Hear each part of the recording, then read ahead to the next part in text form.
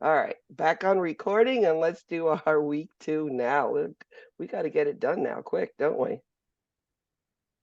It's okay. I can talk quick if I need to. Now remember, if you're not understanding, slow me down, okay? Um, I don't need to be understood the first time I say something.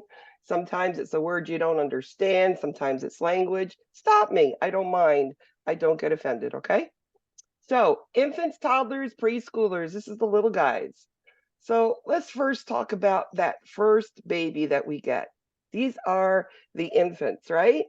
These are the ones that think about a baby born. Think what they look like. 7 pounds, right? They can't even lift their heads. They can barely suck, swallow, and breathe.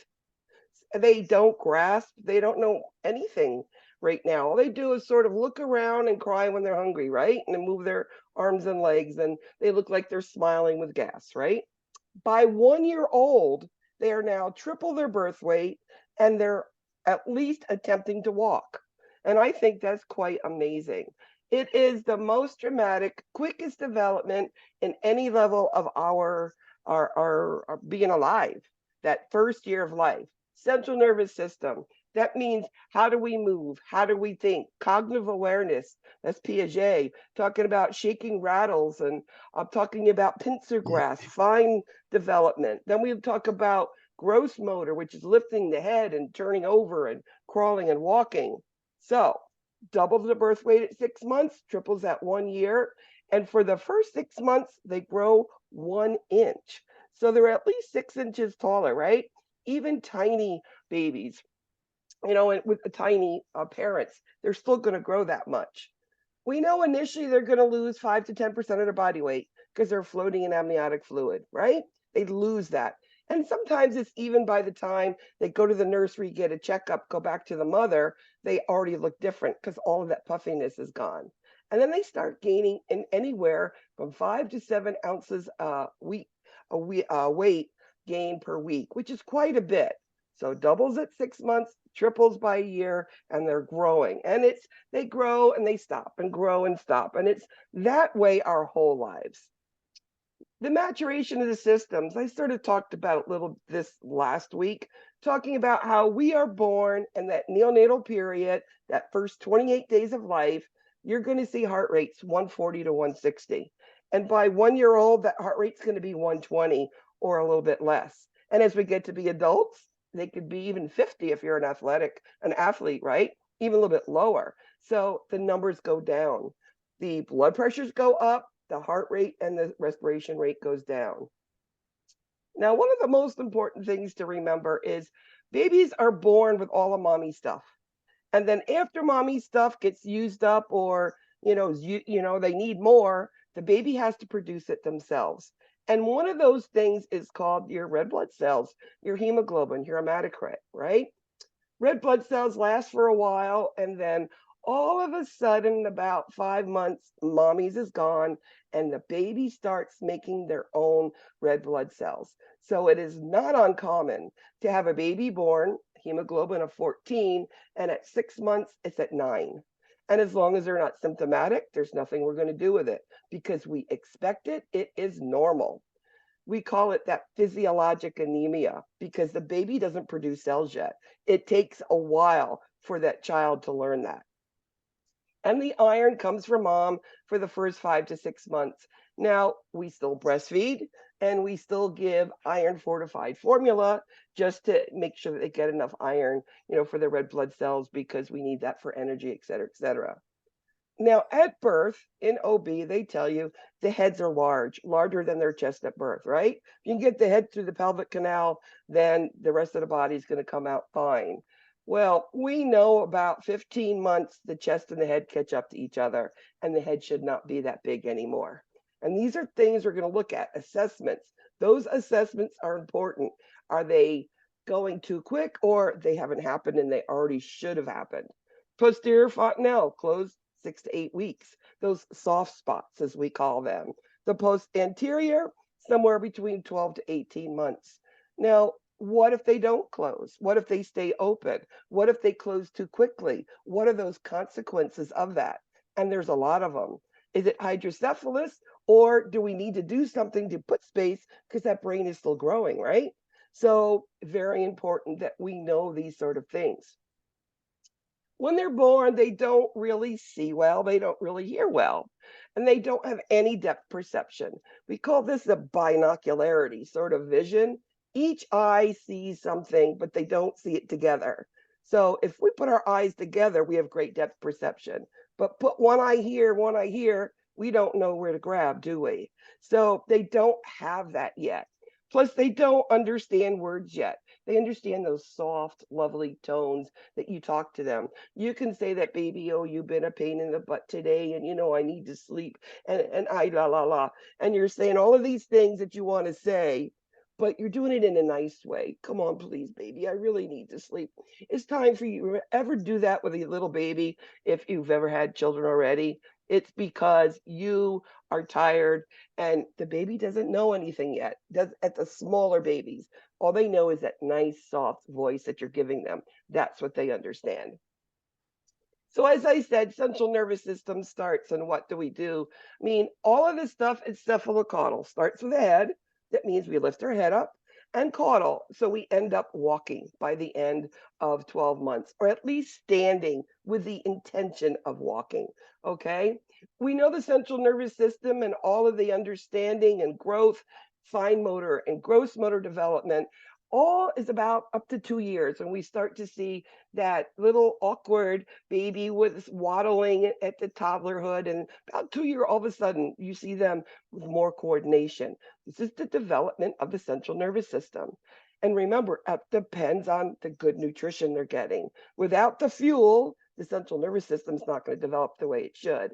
And we know as we start developing our central nervous system, understanding now we can lift our head and we can go from our abdomen to our back and our back to our abdomen, we start understanding more. And that's the cognitive and behavioral skills that come along with it. Baby cries, what happens? Mommy comes. That's a skill they learn. So the immune systems, well, just like the blood, the immune system comes from mom. And mom gives all those antibodies to that child. In fact, even when the mom becomes like a little cough, little cold maybe, she is actually passing her antibodies still over to that baby in that breast milk. So breast milk is always the number one thing that we encourage on any infant. But not every mother can breastfeed for a multitude of reasons. And that's okay. It's a choice. That's where we're going to be giving those iron fortified formula. At least they're getting that good iron in them to help them. We know that we're going to be giving a lot of immunizations to this infant. And we give them very early at age, and 4 or 5 at a time, because there are a lot of bad diseases out there. There's measles, there's diphtheria, there's tetanus, there's polio, there's mumps, rubella. I mean, all of these things. And we don't want an infant to get it because they're not going to be able to tolerate and live through it. So giving them those immunizations will help them. We have all of these inherent systems that the body's born with, all of that cheese. And I love that picture of that baby with the cheese, because some of them you just want to scrape it off. It is so thick. And some have barely any in them. And we know their GI tract is also protected too. Now, babies are born. What do we do with them? We immediately put a hat on them, put them in the warmer, right? We want to make sure they keep warm because they cannot control their temperatures at all. Now, I've actually seen, and so I'll let you know from one of the things that I've done in my career, I forgot to turn the warmer back on after changing a bed. And all of a sudden, this baby's heart rate and respiratory rate were going down. And when I looked, the baby's temperature was 97. Well, that's not a crazy number, but it affected that drastically an infant. So to let you know that keeping them warm is important. Now, once they're over, a couple of months old, and we get over all of this adipose tissue, we start getting it and we start gaining weight, they're not going to be needing to be covered in 3 warmies and hats and mittens and booties and to keep them from losing their heat. The babies can maintain it after a while. I mean, at first it has to do with that extracellular fluid, the amniotic fluid they're floating around in. And After that is gone, then the baby starts gaining weight and then the baby doesn't need all that extra. Now, all systems are immature at birth. They're functional, they are working. Now, we know that an adult, you need at least 30 mLs per hour of urine, right? That's the minimum. That's that, what they say. Well, an infant, we can't do the same thing as adults. It's always per kilogram, whether it's giving meds or looking at how much output. And it is 0.5 mLs per kilogram per hour. If you weighed 10 kilograms, you should have 5 mLs. So sounds like a little, but it's actually adequate for this child. The GI system at birth, very immature. That's why we don't feed infants until 6 months old. And if you try to feed them earlier, you will see it in their stool. The only time that we would give any food to any infant is some rice cereal, and that's for reflux, for GERD. And we'll talk about that in the GI area. But you will see a little bit in their GI system. It's not for nutrition, it's to hold the milk down. If you hold the milk down, they're not losing the nutrition, and that's the difference. Now, there's two sorts of development. There's fine, think of F, fingers, okay? Has to do with fingers. Then there's G, gross motor, and that's get up and go, go, go, like Paw Patrol. It's one of the cartoons my Christian loves to watch. Anyway, fine motor, number one, what do they do first? Well, mommy puts her finger into the isolette, the crib, and the infant grabs it. It's called a voluntary grasp. And the mother goes, oh, look, my baby just gave me a hug. They hugged my finger. I'm not going to tell her it was a reflex. I just want her to have that moment, right? Well, after a while, about 2 to 3 months, it becomes a voluntary palmer. So you have a reflex, and then there's voluntary. Oh, there's a something here. Let me grab it, okay? And that's what we call palmer. After we get a little bit older, we sit them in the high chairs and we give them those little puff snacks today. Used to be Cheerios, but now there's these little puff snacks. And they take their hands and sort of smush it in their face with their fingertips. That is what we call a gross pincer. That should be thumb and finger grasp, but it's sort of like a smush with all the fingers. As they get older, about age 10, 8, 10 months old, it's more of a fine. They can pick up one at a time and eat them. The rest of it for the first year is about 11 months old. They can remove things out of a container. And then by 1 year old, they should be able to build a tower of 2 blocks. That is fine motor. It has everything to do with using hands. And there's one of your little tests for you as you go along. Now, gross motor. So what is the development of gross motor? Well, number one, it's the head. We start to be able to lift their head up about 2 months. Good control. That's like that upper right corner is a newborn baby. That head is lagging. It's called a head lag. It's lagging back. And by 3 months, they should have that head right up with the hands because now their neck is working for them. Then what do they do after the head control? They move and roll from their bellies to their backs. And then by 6 months old, they should go back to belly. Why do we need to know that? Well, at 6 months old, you're never going to leave an infant on any surface above the ground because they're going to roll off onto the ground. So that's safety, right? They should be able to sit unsupported at 8 months old. And then about 10 months, they go from their backs and they can sit up. By about 9 months, they're standing up and they're creeping around the couch, right? And they're starting now to get ready to at least intentionally take steps by 1 year old. So I've sort of said this, the first nutrition, first 6 months, human milk, iron fortified formula. And how do you know if a breastfed baby has enough formula, if they've got enough of milk? I mean, it's always a question that are asked by breastfed mothers. Well, if they're having 6 to 8 wet diapers, whether it's stool or urine, we know they're getting enough in because the diapers are wet enough. And also, that little fontanelle sitting on top of their head is going to be normal. It's not going to be indented. That would show dehydration. So there's a lot of things we can teach our parents about that. And I've taught you all about how much weight that they lose up to 10%, and then they start gaining weight. Now, when do you start giving foods? Well, it's the second 6 months. They usually say the first thing to start with is rice cereal. They say it's the best, less allergen, the best for allergies. There's very rare allergies to rice. So they start there, but one food at a time for 4 to 7 days, and then you could add another. Okay. And then wait 4 to 7 days and add another. Fruits, vegetables first. It's sometimes a parental choice, or sometimes the physician will say, well, start this, this, and that. So it's both of that. When you start feeding your infant, you should give the milk first, the food first, and then the milk.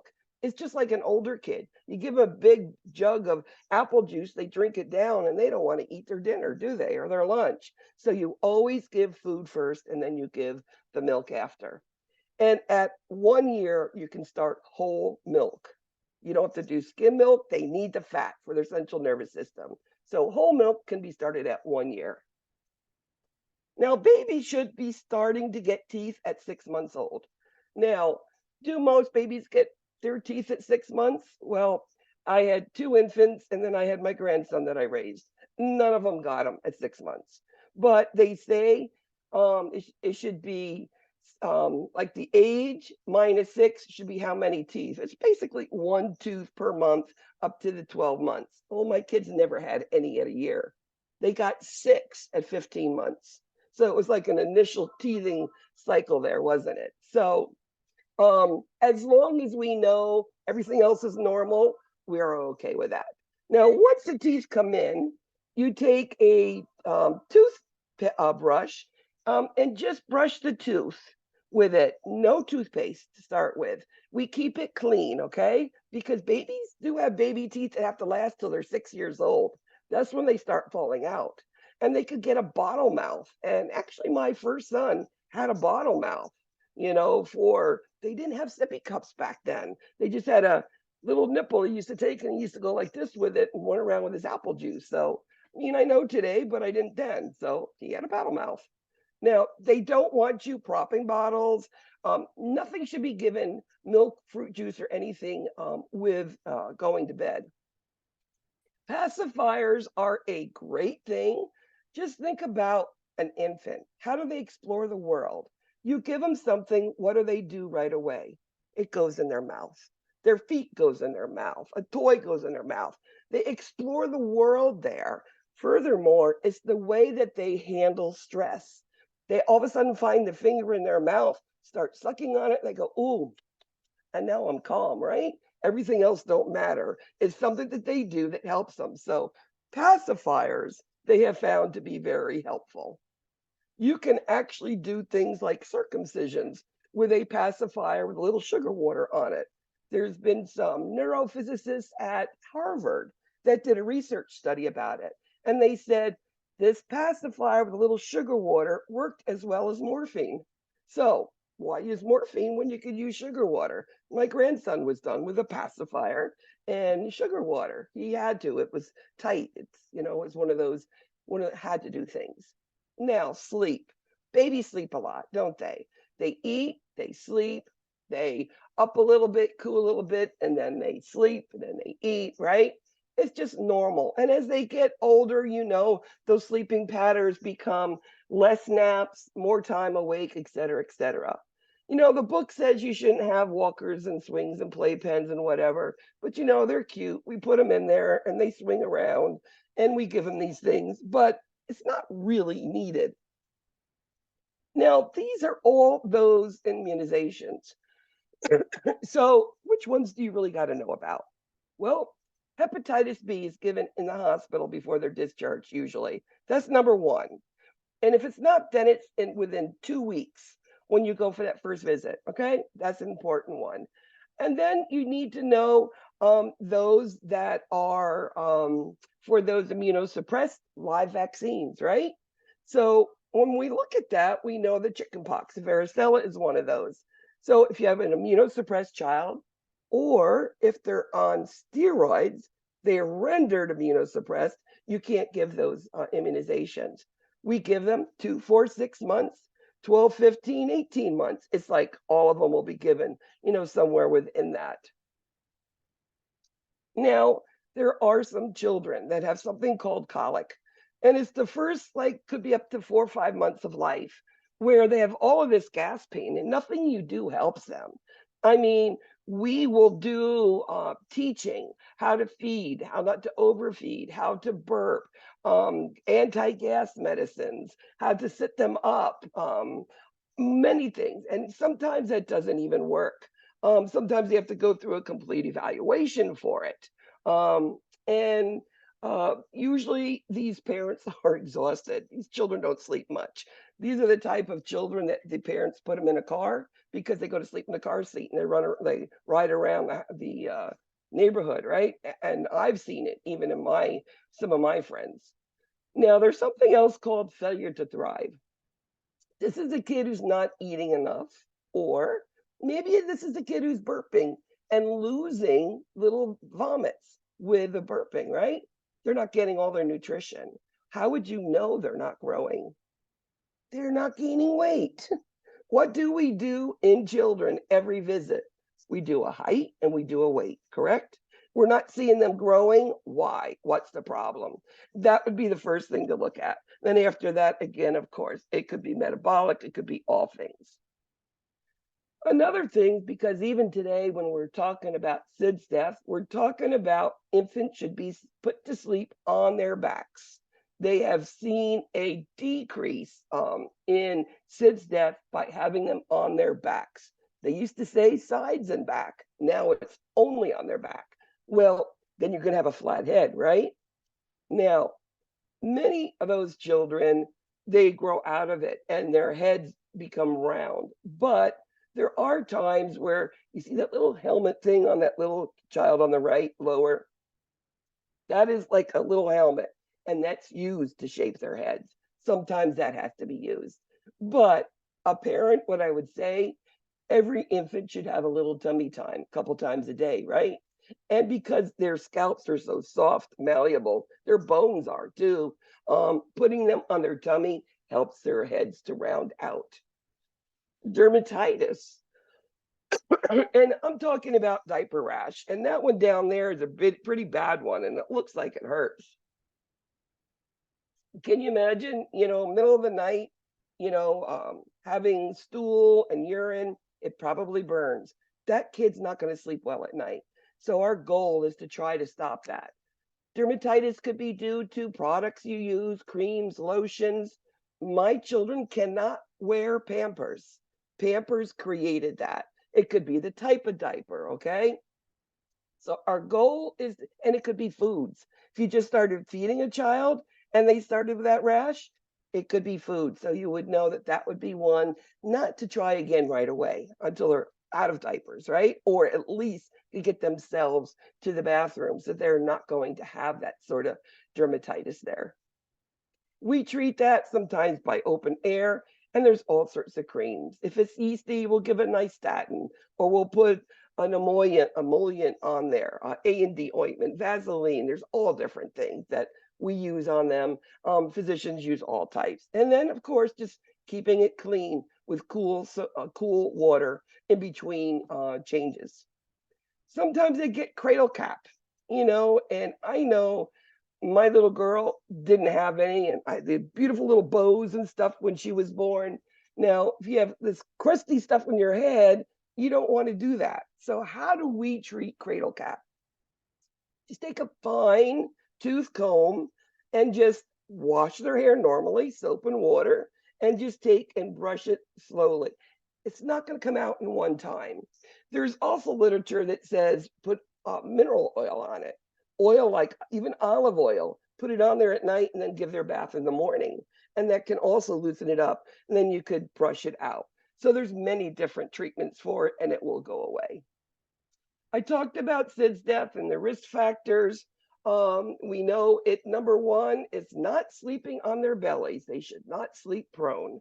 That has said and researched, there's so much out there today. Nicholas Children has been doing research on SIDS death since the mid-90s, since I've been there, working in their NICU. And the amount of SIDS deaths decreasing because of just changing position really just shows that it does work. Because every newborn from that newborn intensive care must be taught about SIDS deaths before they go home. And they do follow-ups up to like a couple of years old. Now, some of the risk factors we don't think about. Males are more than females in SID death. And we know it's mostly nighttime. It's from sleeping on their tummies. It's also smoke, cigarette smoke in the air. If they're too hot, what if they just had a cold and their noses are full of mucus? They can barely breathe, right? And the breastfed babies have less chance of SIDS than those fed with a bottle. Also, it could be, I've seen infants sleep in the bed with parents that can cause it. It could be not a good enough air conditioning, et cetera, et cetera, et cetera. Now, Letitia is a breastfed infant being seen in the clinic for her 6-month checkup. The mother tells the nurse that Letitia recently began to suck her thumb. Which of the following is the best nursing intervention? Is it okay for her to suck her thumb? What does a 6-month-old do with her mouth? They relieve their stress, right? So putting the thumb in there is another way of this child for self-soothing. Now, as they get older, you don't want that thumb in there because the teeth will come out, crooked as they get into getting permanent teeth. But that's at 6 years old. So it'd be something we'd stop about. So thumb sucking, my daughter loved her pointer finger backwards. That was her. So all children are different and all do things to soothe. Now, as I said, we have theorists, and these theorists can be confusing. So I will try to do it in a manner that you understand. As I said, there are a multitude of questions on your theorist on the first exam. You will see it on your HESI and you're going to see it on your NCLEX. So be prepared is something you should spend a little time on if you don't understand. So Erickson is one of the theorists, and what he says is that infants need to trust their environment. What does that mean? Well, what do infants need? They need to be changed, burped, and fed, and put to sleep. So if they're in their crib, wherever they are, they cry, mommy comes and gets them and does whatever they need. Well, that baby has trust.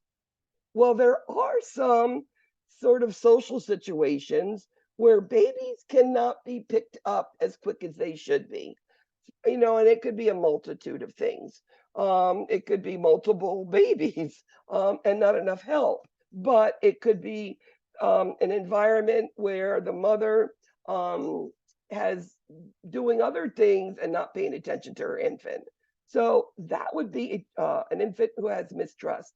That child, you will notice the difference because many of them have stopped crying because they know nobody's coming for them. And that's an unusual thing to see. Piaget, a little bit more, talking about that beginning. Well, we've talked about the grasp and we've talked about the voluntary grabbing a rattle, right? Well, what happens if that rattle makes a cute little noise? Ooh, I like that. So next time they get a rattle, they're going to do it again. And that's sense and motor, right? And then what do they do with it? They put it in their mouth because they self-soothe with everything and explore the world in their mouth. Sensory, motor. Sensory motor. And that has to do with the touch, the feel, the taste, and the movement of it. And we'll go into some more of those as we continue. So that is the reflex there. It's also, I went and I found my thumb, put it in my mouth and go, ooh, I like that too. My pacifier isn't here. I can't find it. Let me suck my thumb. Now, as they get older, have you ever noticed that an infant sometimes tries to imitate you. Ever stick your tongue out at an infant 4 to 8 months and you stick your tongue out? They try to do the same thing. They really do. And that's part of secondary circular reactions, okay? And part of it, we know it is play. So they've learned a little thing by grabbing something. They heard it rattle. I like that. Put it in the mouth. Now they're doing things because now they're getting a response for it. Okay. They're imitating what you're doing, and you're like going, oh, what a cute little baby, right? Remember the object permanence? Doesn't matter if you put a toy away or if you hide it. That infant knows it's there.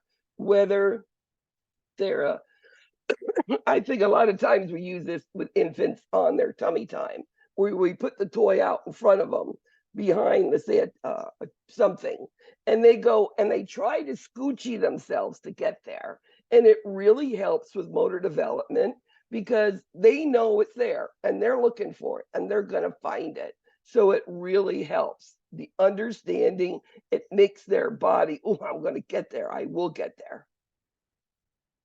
Attachment, we know babies sometimes only like mommy, right? Only like daddy, only like abuela. I mean, that's just part of, infants, what they like. And that's something that it's infant. Now, separation anxiety is when now this child has to go to somebody they don't really want to go, whether it's going to the doctor's office, being put in the nurse's arm, the doctor's arms, going to daycare, and they cry. They want to go right back to you. It's part of it. As they get older, that separation anxiety expounds upon, but as infants, that's what you see. Stranger fear. They're afraid of people they don't know. They know who those people they've seen. And if they haven't seen you, they're going to hide their faces because if I can't see you, you're not there. And then all of a sudden, they're going to start looking up and see who you are and try to figure you out, whoever that person is doing it. So stranger fear first is, I don't know, you're not there. And then it goes to, let me see, who are you? Language development starts with what? Cooing and crying. And what do kids do every moment they're awake? They play. And when does that stop? Never. We're always playing. We're always doing something, aren't we? And we know infants all have different behaviors. And if it's an issue, there's every sort of hospital, pediatric facility has something that it can be measured with some sort of questionnaire. And now we go into, I think this is my favorite level of kid, ages 1 to 3, terrible twos. And I love this Jerry Seinfeld. Having a 2-year-old is like having a blender without a lid. That means you turn it on and they're everywhere. And you blink your eyes and they're into something they shouldn't be, right? They're intense environmental exploration. And this is the no, no, no, mine, me. I want it, right? In the middle of the grocery store, on the floor, there they go. And that's just part of these children. It's the way they express themselves. So we have tripled our birth weight by 1 year. We should have quadrupled it. Now look, it's another 1.5 years before we quadruple it. So you can see how we slow down. Our height and our weight slows down. Now our legs are getting longer. We know that the head should be probably smaller than the chest by now. And the kid's about half of the adult height. Our body system starts to mature. This is where Freud says it's all about anal. This is potty training time, right? So they start learning about their bodily functions and to control them. These kids, toddlers, ages 1 to 3, put them in a daycare. What do? And I'll say it again. They swap their spit, right? This toy from me to this kid, to this kid, to this kid. And what they're doing is they're exchanging all of their germs. And is it a bad thing? Well, COVID would say yes, it is. But you're also getting their immune systems built up.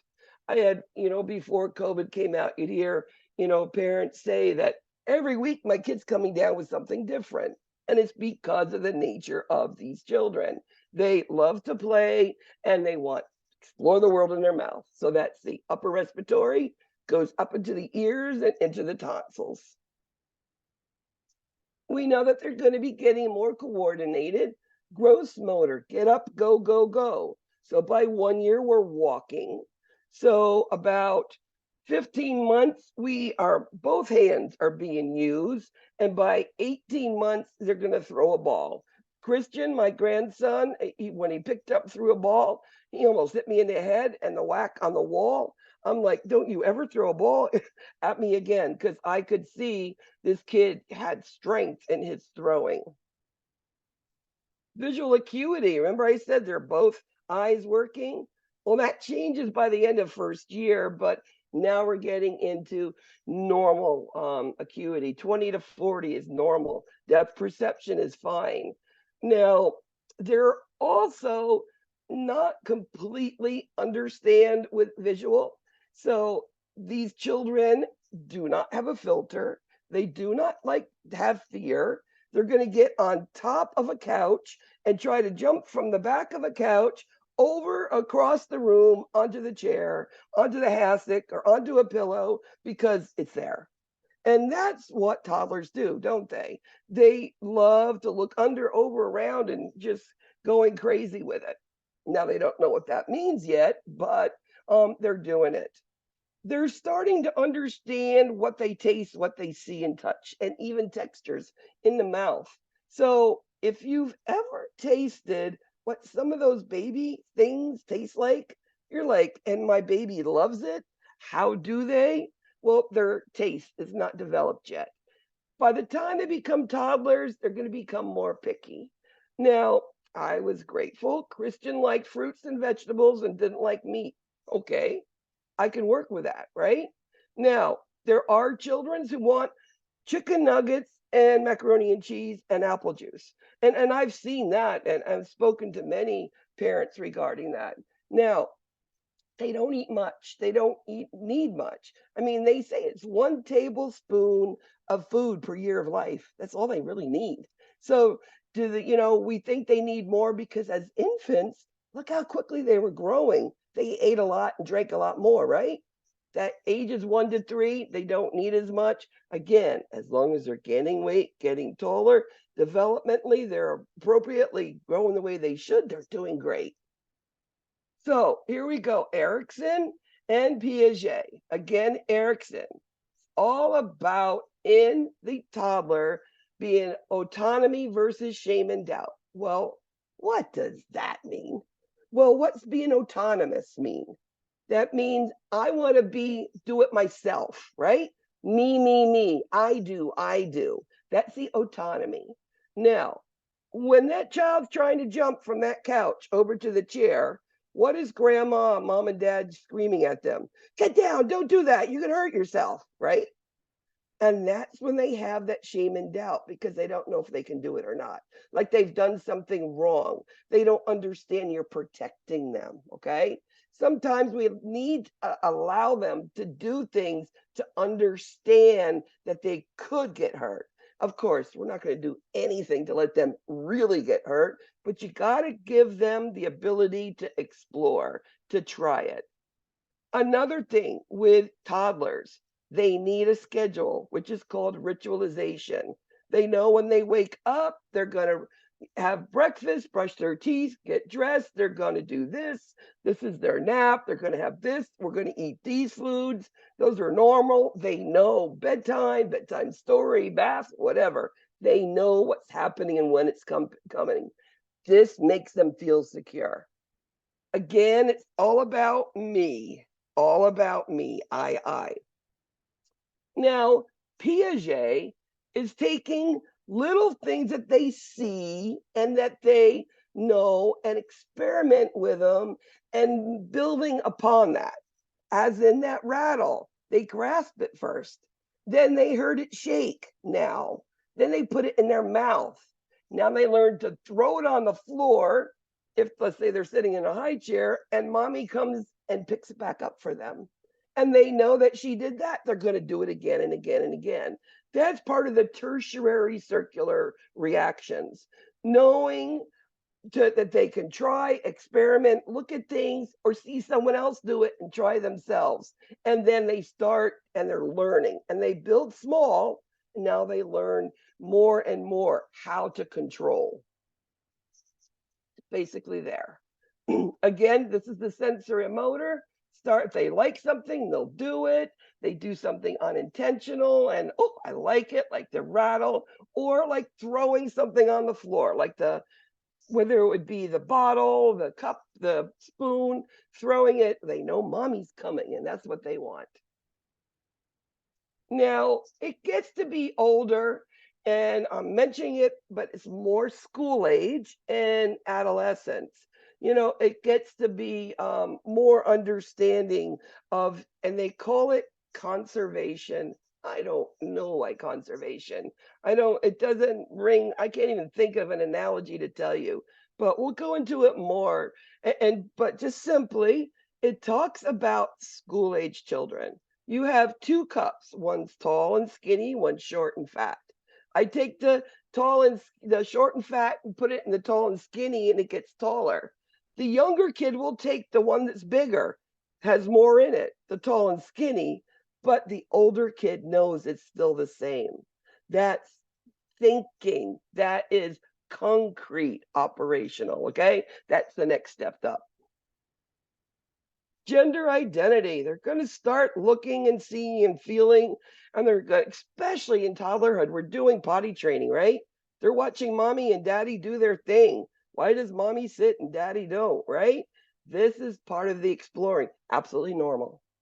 Absolutely normal. You might even see that later on, mommy and daddy and playing house things. Absolutely normal. And if they're doing things, touching themselves, the best things to do is not to pay attention to it, have them stop, say, come on, come over here, let's play over here, let's do something else, and distract them to do something, okay? Because knowing what you have down there is not a bad thing. And we don't want them to get into that, my genitalia, I can't, no, that's just mine, and be self-conscious, right? Everybody has one. Social development. We know that now these children, they know that there's mommy, other people, they know who they can trust, and they're all starting to know what things they can do because that makes them feel good and that gives them achievement. Like they know now at the end of this toddler, you take your shoes and go put them where they go, whether by the front door, in your room, wherever. You're starting to help a little bit, feeling good, because again, it's me, me, mine, mine. So we know that they're understanding, but they do not have the ability to express it. I think it's a frustrating time because you can tell them to do something, they understand it, but when they try to tell you something, you don't understand it, or the words are garbled because they understand the phonics of the word, but not what it really is, okay? So I think it's absolutely fun. I also like to watch these children try to dress themselves, feed themselves. They should be able to feed themselves by 2 years old. Does it matter if the spoon is upside down, backwards? No. The point is they are trying. They like little finger foods, but we got to be careful with the sizes of those. And these children, it's bath time. Come on, let's get undressed, and given that ability to put on their shirt inside out backwards, at least they tried, right? And that's what they should be praised for. Another thing, and I even found this with my Christian, I have rheumatoid arthritis and my knee was bothering me and I had ice on it sitting on the couch. And he goes, why, Nana? And I go, it hurts. And he was like, wants to get me a Band-Aid. I'm like, no, it's just, it'll be okay. And he kisses it, and little toddlers start to have that. They're starting to understand something. Play. You're going to hear about play, play, play, play, play. I played in pediatrics every day I went to work. And this is a great way to become interactive with me, to trust me, and that I can get what I need done from them. Also, play in general, it helps their physical and psychosocial development. Now, Toddlers are usually parallel play. I'm playing with my toy, you're playing with your toy, we're next to each other. Not that we're playing together at all. No, parallel. And sometimes they might look over, see what you're doing, and try to do the same thing. They also like things with scents, like sand and water and mud. They love those things, tactile. Potty training, we know that this is going to happen. We know that there's signs of readiness. They're starting to have dry diapers. They're start, say, because you get the little cute little potty chairs right in the middle of the living room, and they're like, oh, caca, or whatever the name that you've given that to that child. And you'll see them starting to hold it. Usually, believe it or not, stool, the bowels can be trained quicker than the urine. And usually you focus on doing that before the urine. You know that if there's more than one kid in the family, you're going to see a lot of rivalry. Sometimes Toddler can't express it, but you love him more than me as they get older. I heard that for I don't know how much. I still hear that. And the kids, my son just turned 40, so yeah, you still hear that. Temper tantrums. These are no, they get on the floor, in the middle of public. Like it used to happen where they just their arms and their legs would go. And so, what do you do in public? Well, as long as they're not in danger to themselves, if they're not going to be hurt, let them have a temper tantrum.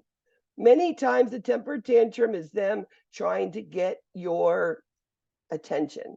And if you give them the attention, guess what? They're going to be more temper tantrums because you reacted to it. Okay. Negativism, as I said, no, me. I want to do it. That's autonomy. And we know if there's areas and times of stress, let's say mommy had to go for a trip overnight, whatever, and wasn't home. Sometimes babies will go to sucking their thumb again or wanting a bottle again or, urinate in their bed at night. These things happen, regression. We know this is stress. That's when they figure it out.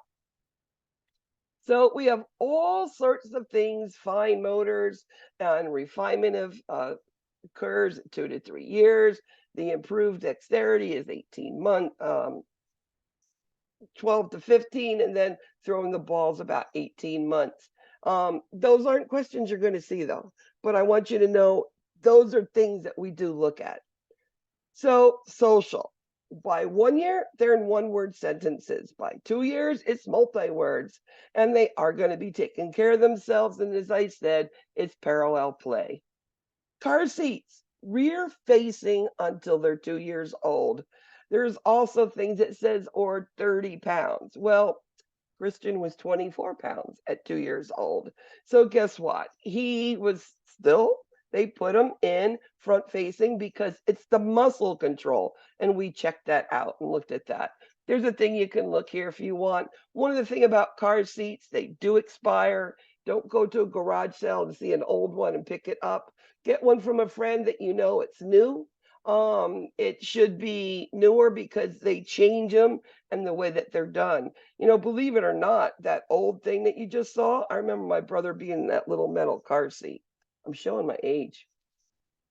Preschoolers, ages 3 to 5 or 6, because school age starts at 6, but they call it 3 to 5.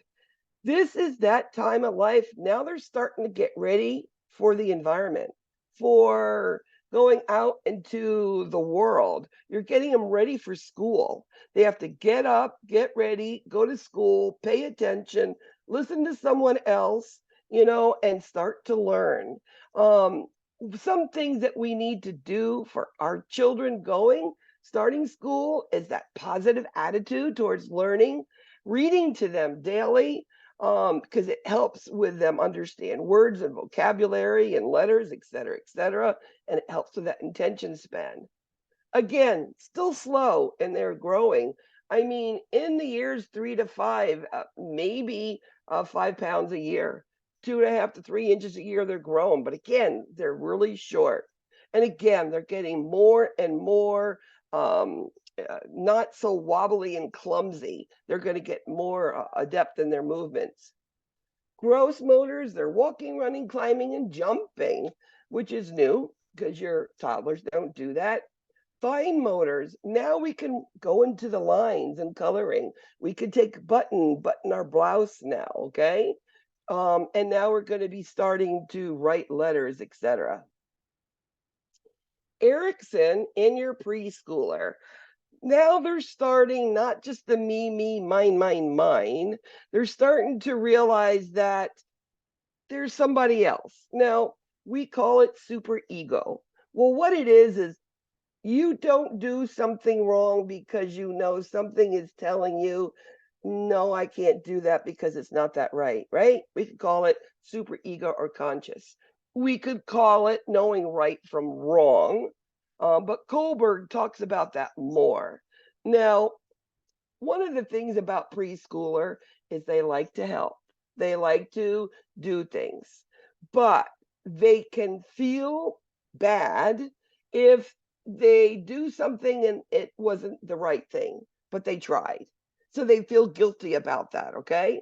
That's a sense of initiative, doing things, taking their plate, putting it in the sink when they're done, taking their dirty clothes after they got undressed for a shower, putting it in the laundry. All of those things are that sense of initiative. Again, ready for school. And we know we have to do that, getting them ready, like I said. Piaget, here we go, more about it. So now we're not just thinking about us and things. Now, other people and the way they play and do things together, they're starting to develop more. Okay, this is what we call more of the intuitive thought. So, before this, toddlers didn't care about me, mine. They didn't care if it was Sarah's teddy bear. They wanted it, and that was it. Okay. Their language, of course, becoming more and more. They do understand the consequences for their actions now. And they're starting to actually understand good and bad. It's part of Piaget, but again, it's part of Kohlberg, another theorist that talks about it. Now, they're starting to understand, but I used to have to explain to Christian, you're going to stay here for 2 morning times. That means he was staying for 2 nights. He could stay over the house 2 nights. Or after lunch, mommy's getting you. Or tomorrow when you wake up, the sun comes up, we're going on vacation. Or, do you see what I'm saying? It is an event which tells them the time. Not that they know 12, 1, 2, 3 on the clock. They don't know that at all. And if you ever heard a child at this stage, they're talking to themselves, playing, flying things in the air, making up little stories. It's this magical thinking. So as I said, what is that other person? It's Kohlberg. And this is all about morality. Doing right, doing wrong, and a consequence for each. But as they get older, not only do they know right and wrong, they know if they're going to do wrong, was the consequence worth it? Did I have to do it anyway? Because sometimes they're going to do it anyway because they wanted it anyway. You see, they'll take the punishment for it. So that's the more development on Kohlberg. So Kohlberg's right and wrong, and even and there's a consequence for being right. So you get praise. Wrong, you could get punishment. Sexuality, they're starting again knowing mom and dad. We know boys like their moms and girls like their dads. It's just part of it. They start doing dress up, and now they're going to start asking where babies come from. And what we ask them is, so where do you think they come from? And then we'll expand upon that. They don't know and don't need to know all the everythings about it at this age yet. It's a little too young. This ritualism and this no of toddlers now is really going away. They're sharing more. These children are easier to take on a vacation or have in a hospital than toddlers are. Toddlers want their routine, and when it's broke, they're miserable. Preschoolers can adapt a lot easier. It's just part of that age group. They can dress themselves. They love to go and change their clothes and have the colors matching and say, I got dressed myself. And they feel really good about it. Part of it. They know mom, they know the family, and they know the family's culture. They don't know much more yet. They haven't been involved with other people's families and those cultures yet.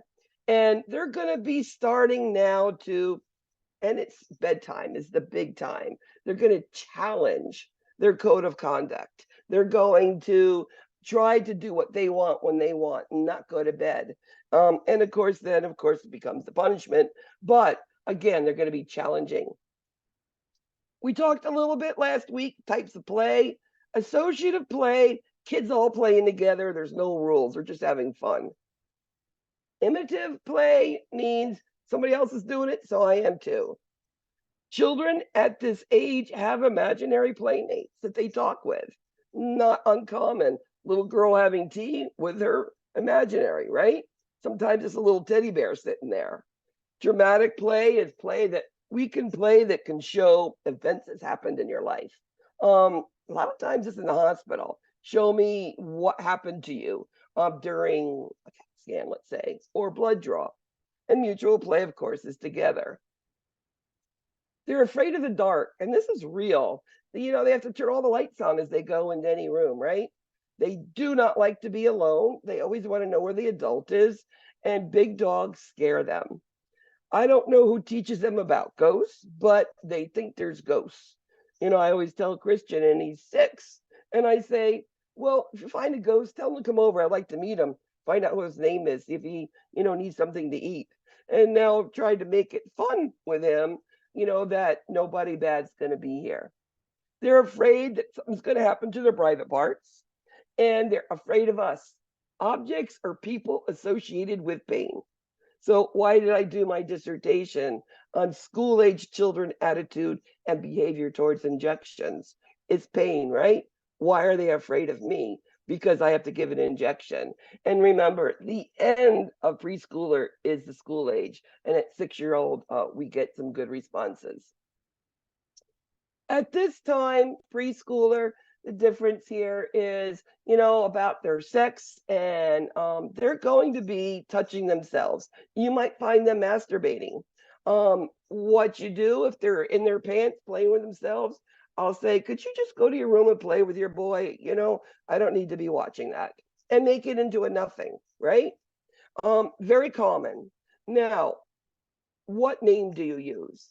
Now, me being a nurse and an educator, my grandson has a penis and I have a vagina. He knows the right words. Whatever you call it, that's up to you. But they're saying that you should, quote, use the normal, correct atomical words. Being honest with them, again, one of the things being honest is if it's going to hurt, tell them why it hurts. Very important, because then the children will trust you more. And as I said before, find out what children know and think, and then expound upon that. And don't lie to these kids. They remember. And we know all about why they're fears. So, Kahoot time, guys. Yep, we'll be done right where we should be. Any questions? No?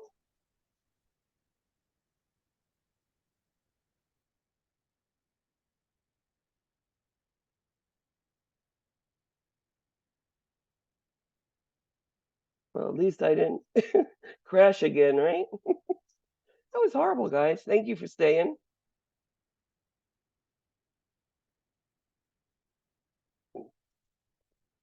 Who wants to win tonight? Kevington wants to win. How about Juana? Yeah, you? Sure. Karen? Christian?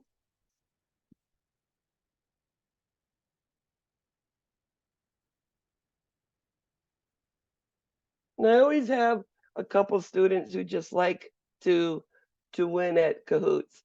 When I used to play this on campus It got pretty loud and boisterous, playing the cahoots. And I used to have other teachers come in and go, "What's going on in here?" I'm like, "We're having fun. We're learning."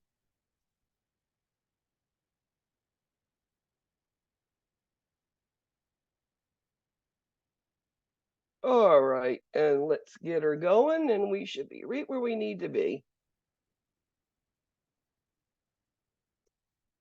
Week 2, infant, toddlers, and preschool. There's subtle differences between them. It's something that needs to be looked at. There's 59 questions tonight, ladies and gentlemen. Types of play considered to be sense pleasure play.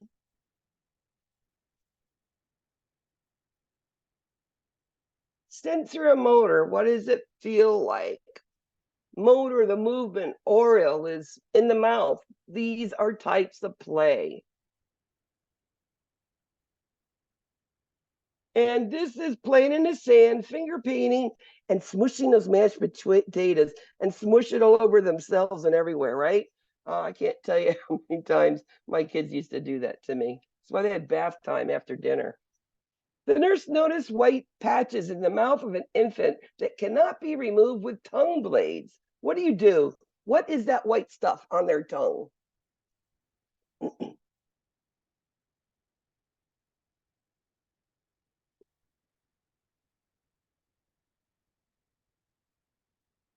Now, I can't give you all the facts, all the everything, so that's why I have cahoots.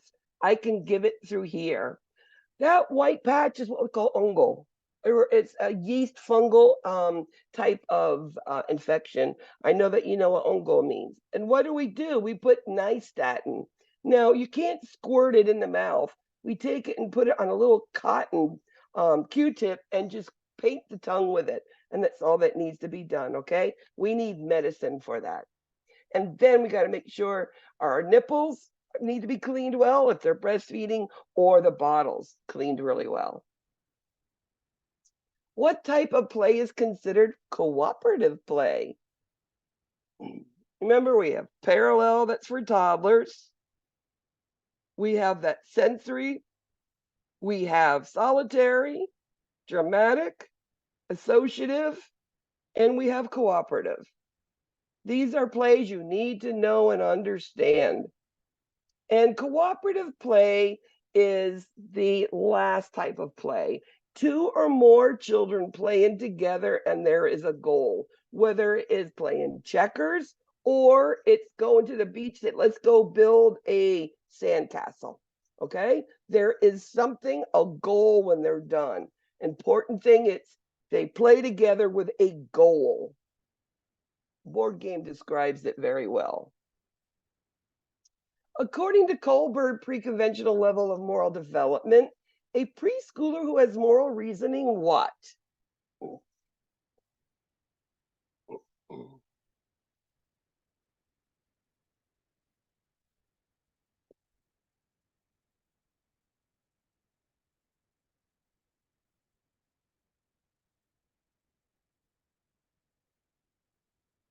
Remember Kohlberg morality. What is morality? Good and bad. So the answer is good or bad with a consequence. Very good. Which nursing action is appropriate to teach a preschool age child about a scheduled procedure? So preschool, that ages 3 to 5, what do you need to do? They're going for a CAT scan, or they need to get an IV for surgery. They're teaching. What's the best way to do this? And the one thing I want you to know is Nicholas Children's has a great program with Child Life. These are specialists. They have a minimum of a bachelor degree. Many have doctorate degrees on how to play with children on their developmental levels. And they come in and show them IVs and the tubings and how they stick it on and the boards, and let them play with the equipment and help us as nurses, because we can't do all of it. So in a pre-age school child, putting them with a doll, letting them see it and where it's going to be and what they need to do. And honest, is it going to hurt? Okay, those things are important. We know we try atraumatic as possible, but it can a little. What are some findings from a pediatric physical assessment? So what there's physical? Sometimes answering questions is looking at the question and seeing what it asks for, right? So we know we do histories and physicals.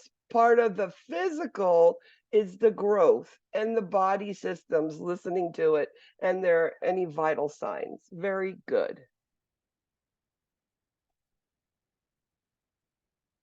Before performing a physical assessment on a toddler, the nurse should do what to encourage cooperation?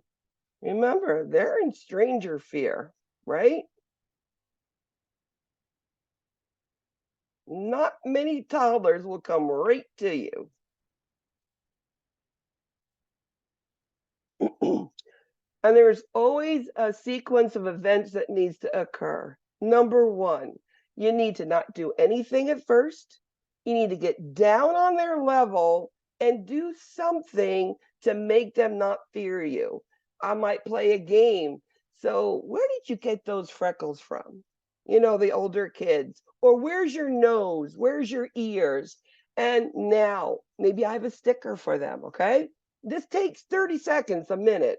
Then I have to take a blood pressure. Here's the equipment. You want to do me first? Can you push the button? Can you help me? I will tell you, spending 2 or 3 minutes doing that saves 20 minutes and not getting a great result. So first of all, minimal, don't touch.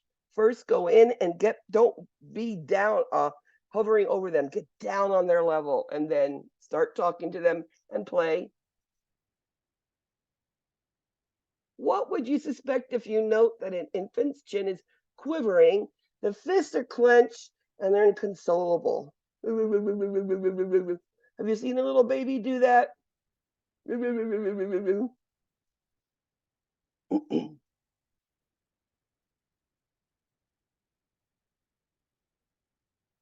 Now, this is one of those subtle things that's a clue, and it's telling you this kid is in pain, especially if they're inconsolable. I mean, we could change a diaper, feed them, whatever. That can console them.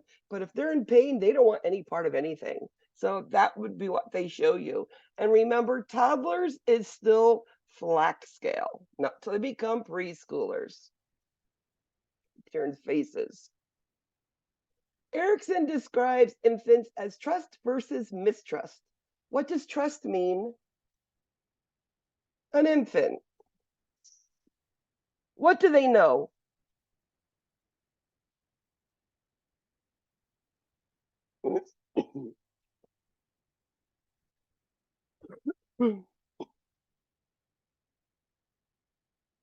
So they're secure, they know what's coming, and now I'm a happy kid. Now, if I have to cry for a long time, that is mistrust. Usually, a child with trust, you don't have to cry that long. A 3-year-old child is having an outpatient procedure. How would you help the child to be less fearful? 3-year-old, this is your preschooler.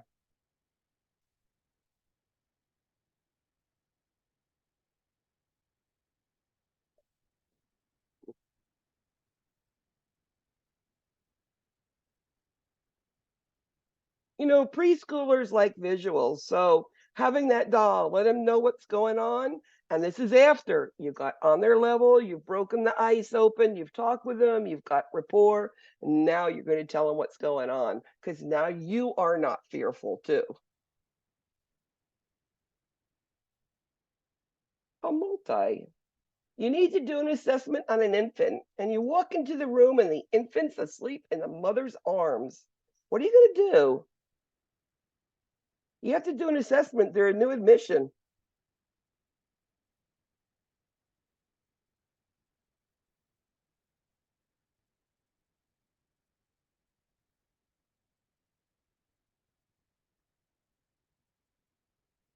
This is the absolute best time to listen to their heart and lungs because they're not moving and fussing and cooing. So, absolutely. And remember, you cannot do head to toe. Ain't happening. You do what you can do when you can do it, okay? And the parent should always hold that child. When do you switch formula to whole milk? And remember, they need that whole milk, they need that fat till at least 2 years old. And then you might cut it back to skim milk or 2% milk. But they need the fat, they need nutrition. And that's 1 year, 12 months. At 6 months, we add the other food. Milk is 12 months. When teaching about car seats for a newborn infant,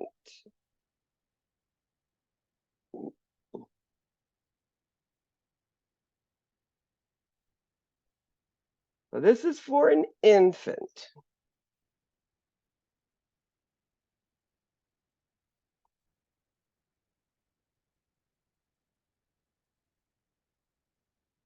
So you just don't want that old one. Every other one is fine. And it always should be rear facing back seat. There is some literature that says should be in the middle. We always put it on the passenger side so the driver can look back and see the infant.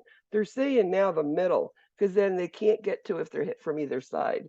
That's the newest thing that I've seen.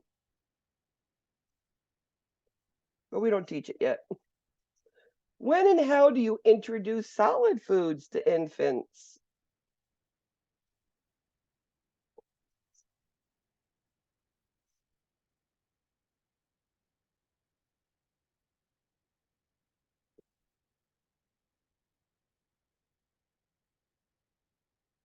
That picture looks like my son every dinner time. He had stuff from head to toe, down and all over the floor.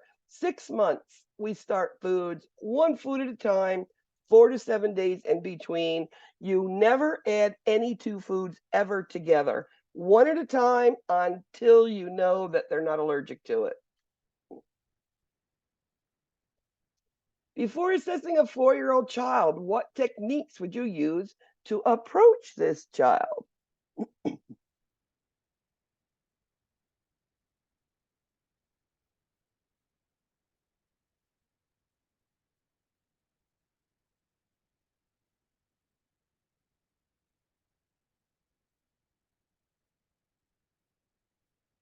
So you have a 4-year-old child, you've gotten down on their level, and you tell them you love their shirt, they're Batman, and they're going to tell you all about Batman. That's such not threatening. They don't want to hear words. They don't want to hear that. They want to something they can relate to, and that Batman shirt is exactly that. Yeah, cute curls, pretty eyes. What technique can be used to examine a toddler?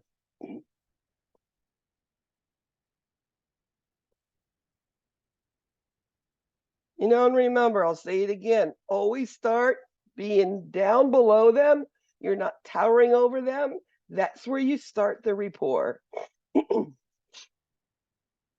And then you can use play. Use play with body parts. And again, we're talking about things like the shirt, et cetera, depending on their age.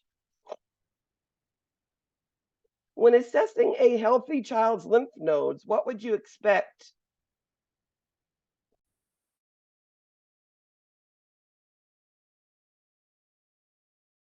Hmm.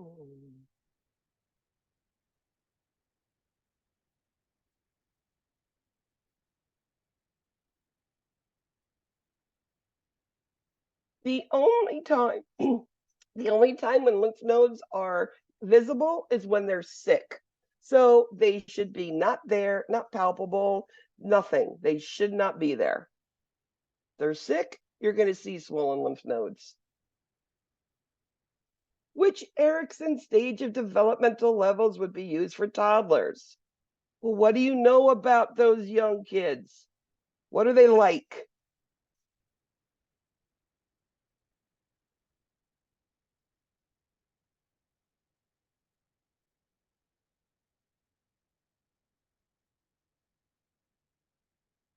They're autonomous, right? Remember that. Toddlers, autonomous means I want to do it myself. Autonomy versus shame and doubt. Mom and dad saying, no, don't do that. Don't jump. You're going to hurt yourself. That's what that means. What pain scale would you use on a 3-year-old child? They're now a preschooler.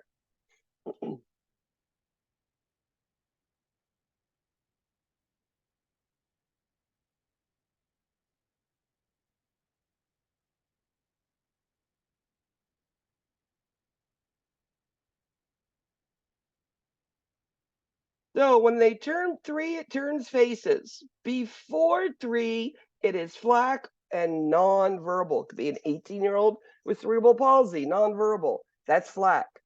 But after that, 3 to 8 is faces, then it's numeric. A multi.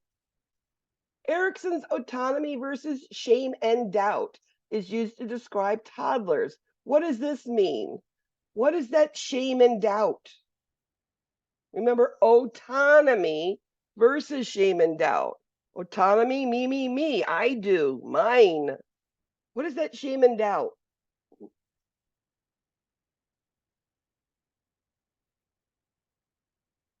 When you don't let them do it, right? That toddlers want to do it all for themselves, and you want them to try stuff. But playing by themselves has nothing to do with what Erickson's saying. And that shame and doubt is all about, parents, grandparents, whatever, saying, no, don't do that. You're going to get hurt, and stopping them. A 2-year-old boy is playing with mud and dirt. What type of play is that?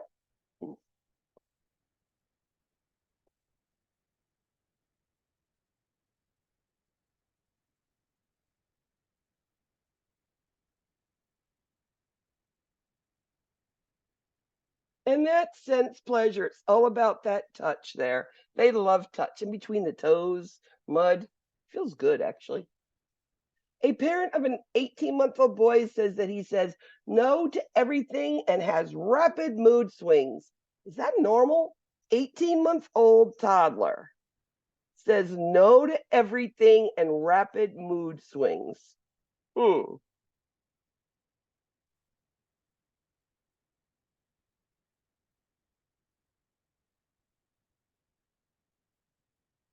That's absolutely a toddler. It's perfect. It's what you want them to do.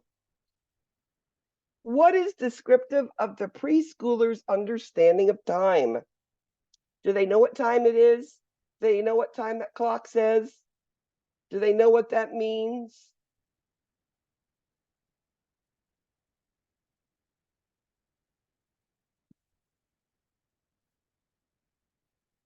They associate time with events.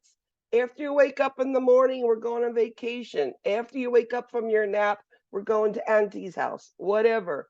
Events and time they understand. My grandson, you're staying over for 2 morning times. That's what they know. A 4-month-old infant is crying and shaking their head. What feature of pain is the infant showing? So they're shaking their head. Why would you shake your head if you had pain? What is that telling you?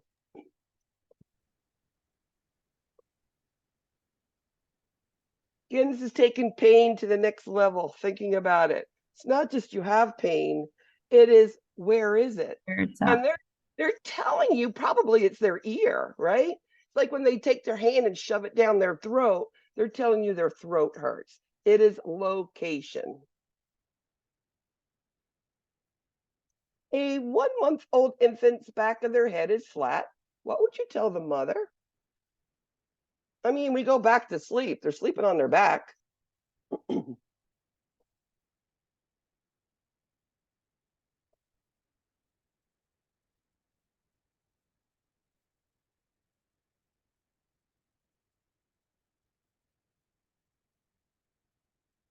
So we're going to use tummy time when they're awake and alert and very active. And I'm telling you, their heads will round out very easily doing that because it is so soft. It's not hard and stiff yet, their bones. Infants crawl before they walk. This pattern of growth and development is called what?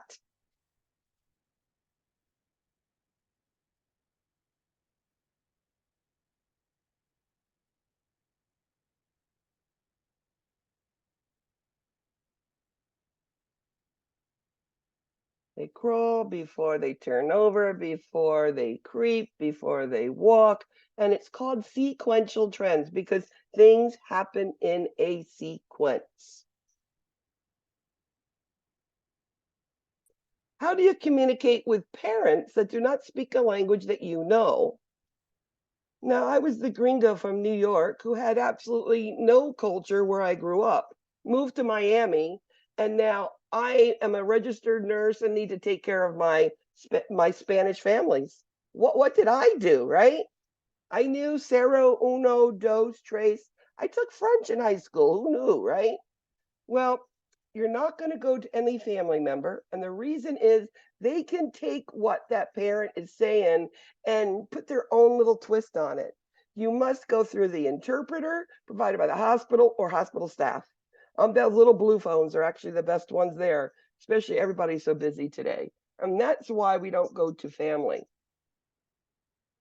What age would most children could understand under, on top of, beside, and back of, around, over, next to, all of those things?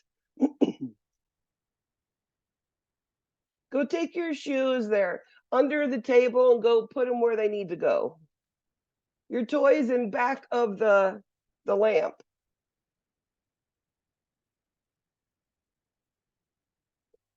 And that's at 4 years old.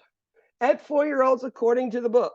Many children, there are 3 that can do it, but it's 4 year olds by book. Please forget you have children when you study for any of these quizzes, exams, because it's what the book says, not what your kids did, okay? I had a hard time with that myself. In terms of language and cognitive development, a 4 year old child would be expected to what? Cognitive development. This is thinking.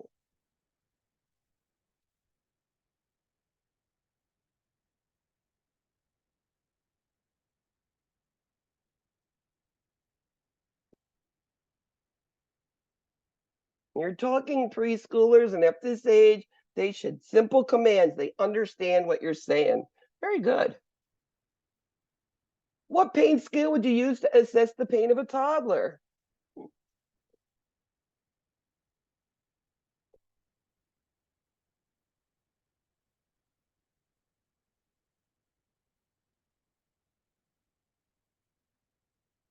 And that is your flack. FACES starts at age 3, which is preschooler.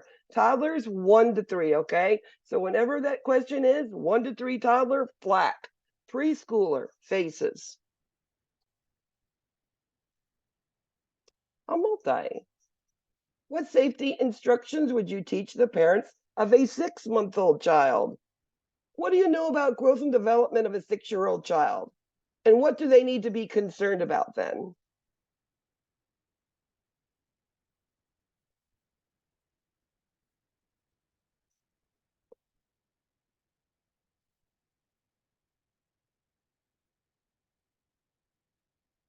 So, cars rear facing, yes, cover the electrical outlets, and do not have them laying alone because they are going to roll off and fall. And 1 foot at a time, 4 to 7 days apart. Another multi. What are cognitive characteristics of a child ages 2 to 7 in the pre-operational stage?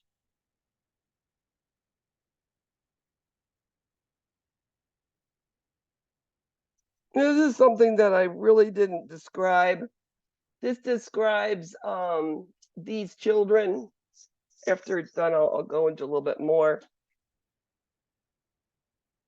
You know, these children, they don't understand people yet, their point of views. We know they're magical. They have all of this imagination, but they also like to use things like that broom, or they put their arms out and they fly like an airplane. It's part of that imagination, that magical thinking. That's the broom, you know, riding around the broom. It's a horsey.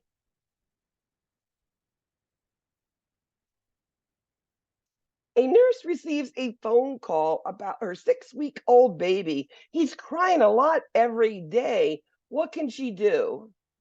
So a parent calls you and says, my baby's 6 weeks old and is crying a lot. What am I going to do here?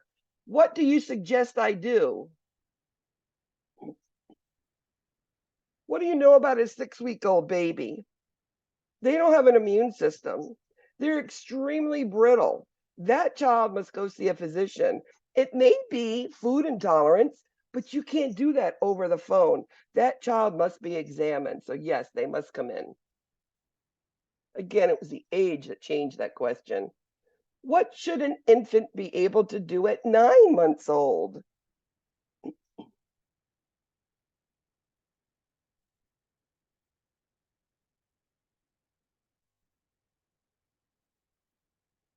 I mean, what that baby's doing there, we call that creeping, getting up, walking around like that. They're doing that at 9 months too, also. They're going to hold a rattle. They're going to pull themselves up, roll over. And at 8 months, they sit without support. That was that question, why it was different. It's not with support. The first expected fine motor developmental milestone for an infant begins with what? What do they do first? Remember, F fingers, fine motor, F fingers.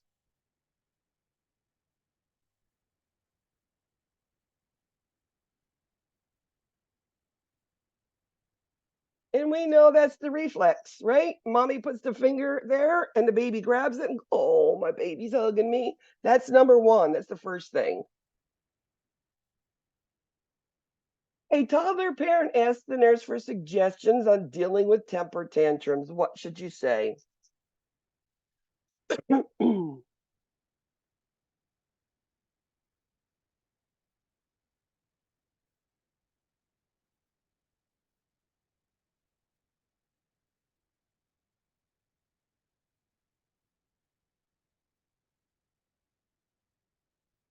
Again, ignore the behavior as long as they're not going to hurt themselves. Or that kid is going to use that to call you for everything they want. I'm going to have a temper tantrum because I want mommy to pay attention. A 2-year-old has difficulty with activities, sensory sensitivity, and only speaks one-word responses. How would you assess that? For a 2-year-old, this is extremely delayed. What might you think is going on here?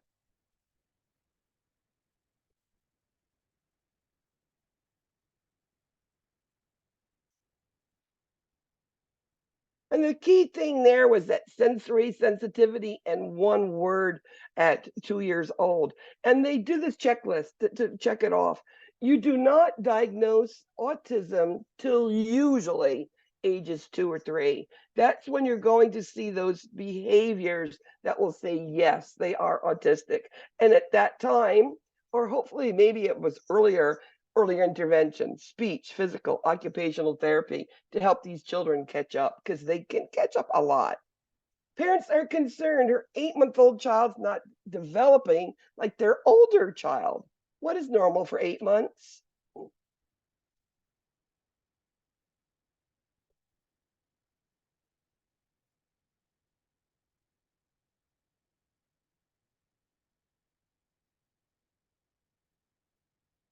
They should sit alone unsupported and pull themselves to a sitting position from prone. That's 10 months. So sit alone unsupported. What fine motor skills is expected of a 4-year-old child? Remember, fine, fingers. So what's gross, get up, go, go, go movement, or F fine, fingers? You see, when you look at questions, think of that sort of stuff. What does that word mean? Which one will answer this the most appropriately? And that's button a shirt. Walking up and down stairs, that's gross. That's movement. Trying to make you think. That's all I'm trying to do here. Multi-select. What gross motor skills should a 4-year-old be able to do? Gross motor, get up and go, go, go.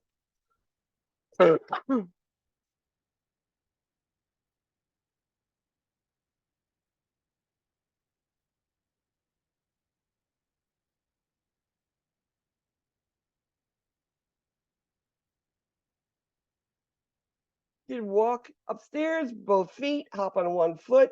You're not tying shoelaces, that's fine motor. Jumping rope, maybe at 5 years old. RN doing a developmental screening on a 10-month-old should expect which fine motor skills from this infant? Again, fine fingers.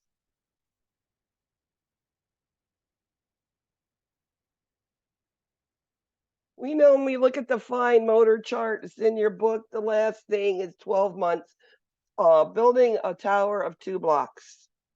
So in between, they should grasp a rattle and should be using that pincer grip by that time. The rest is too much, too far ahead. Placing objects, 11 months. Tower is 1 year. And again, objects is 11 months. It's the only one that was the right answer. Frequent developmental assessments are important for which reason?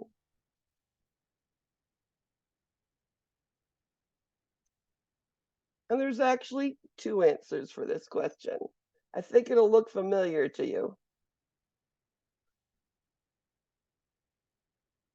One is better than the other, but they're both right.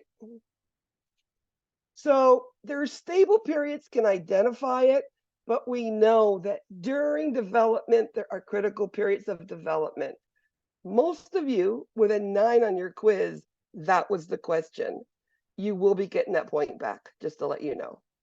That question, most of you put the opposite one down. So, and the ones who didn't, they're both correct answers, just to let you know. A multi. An infant searches for her toy that's not in sight. What is that called? We hide it, so you need to go looking for it, right? We want them to use their muscles and try to get there. Teach them motor development, cognitive development. It's called object permanence, has to do with exploring by themselves, knowing it's there, and of course, it's memory. The toy's there. I know that. The natural physical developmental sequence that most children follow is what? Physical, and this is more of your gross motor. Also, physical. What can I do?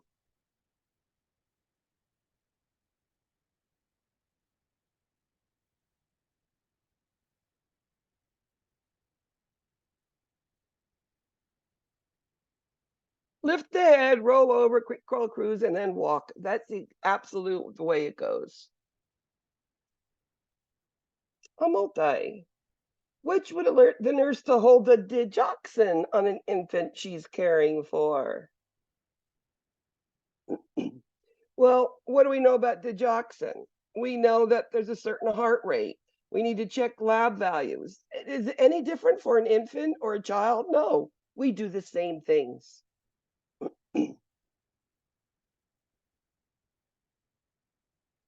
Heart rate's too low, dig level's too high, potassium's too low.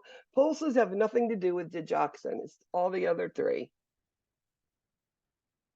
In general, an infant should triple their birth weight about what months of age?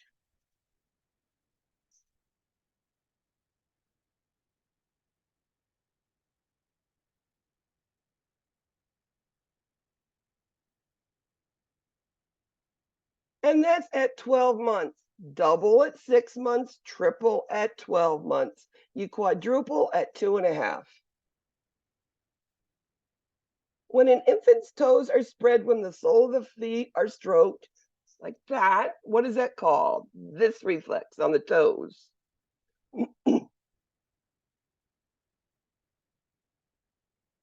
This is the one reflex that is just like your adults, and that's Babinski.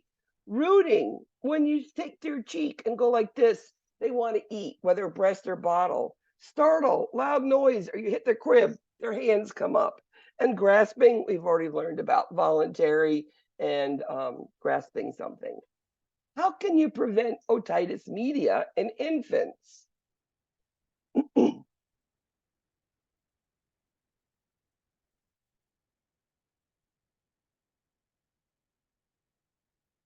How can you prevent? So what shouldn't you do here? So smoke is the big thing here. Okay. You're going to put them sitting up. You're going to breastfeed as needed, and you never put anything in their ears. Bigger than the elbow, they say, right? When entering into an infant's room, the door slams shut, the infant jerks and starts to cry.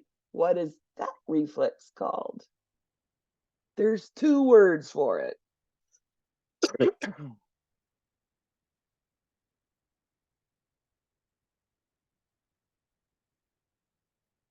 That's moro or startle. Very good. A 4-year-old is reluctant to take medicine. What intervention should the nurse take? Now, there's some kids who just don't want it.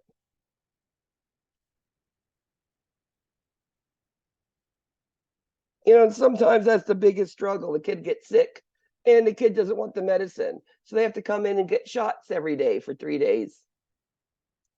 The one thing about when you're talking about preschoolers, you need never mix it with food or juice unless it's a tiny itsy bitsy amount. Because if you do, they don't drink or eat it all. How much did they take? If you sit down, do you want liquid? Do you want a pill? Would you like it in a syringe? Do you want it in a cup? That's your straightforward approach. It works a lot better. Which intervention helps a hospitalized toddler feel a sense of control? Remember that toddler? Remember? These guys, ages 1 to 3, they're hard to work with. How do you make them feel less stressed? How do you make them, more comfortable with you? And that's routine, ritualism.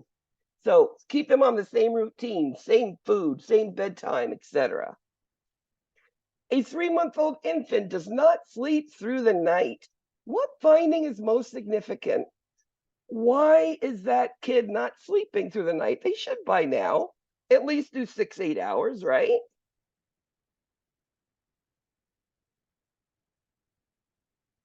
I mentioned it quickly to you. That could be that diaper rash. It burns. Again, it's going to ruin your sleep too. So let's get that fixed quickly. An RN is assessing a 2.5-year-old toddler. What finding would you report to the provider? Which one of this is not right? Which is wrong?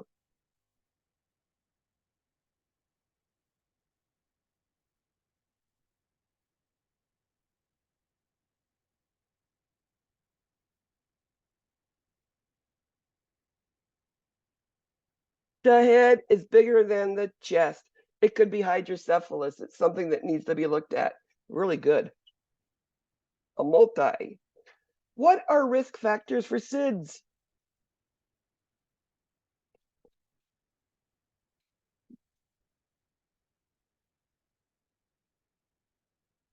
What things here make the risk for SIDS higher?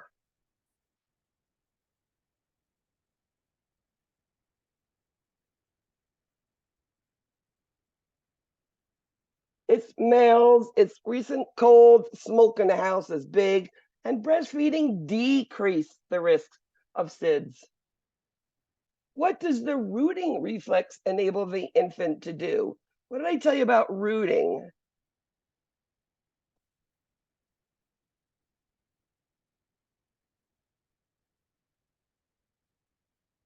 And that's you take their cheek and they want the breast or they want the bottle, and it works really good.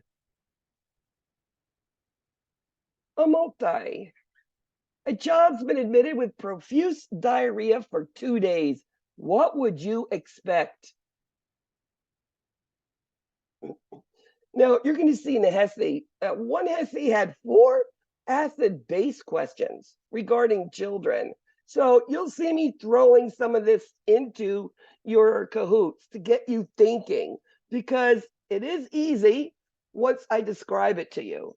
Well, they're losing fluids, hypokalemia for sure. Out when they have diarrhea, they're losing the alkaline from all the digestive fluids. So metabolic acidosis. Hypernatremia? No. Metabolic acidosis, alkalosis, that's when you're vomiting, you're losing acid. Normal language skills for a 3-year-old child. 3-year-old should be saying what?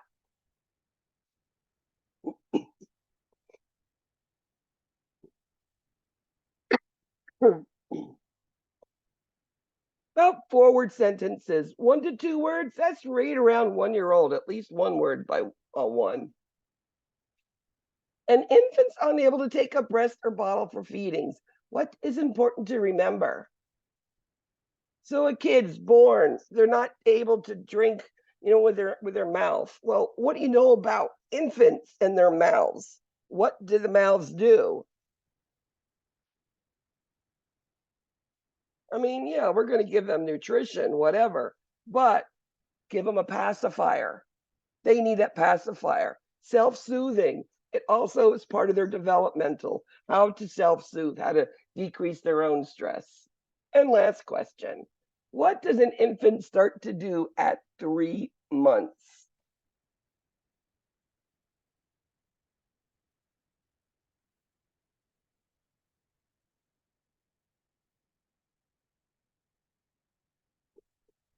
And that's they're starting to roll over. And yes, their heads are up too. I would take both of them. Anyway, here we go. Let's see how we did today. Number 3, Karen. Good job, Karen. Number 2, Sheila. Good job, Sheila. Number 1, I won. Yay. Number 4, Kim and Leslie. So good job, guys. So this is all I have for today. You will by Friday or Saturday morning be getting your review thing and your reviewed PowerPoint so you can start looking at it. I will be sending all the reviews. Don't worry, you'll get all of them. And send me what your diagnosis is. Maybe you can start doing that. Keep yourself ahead. So that's all I got for you tonight, guys. Thank you. I know you're all tired. Have a good evening. If you need anything, just let me know. Thank you. You're welcome. Night. Good night.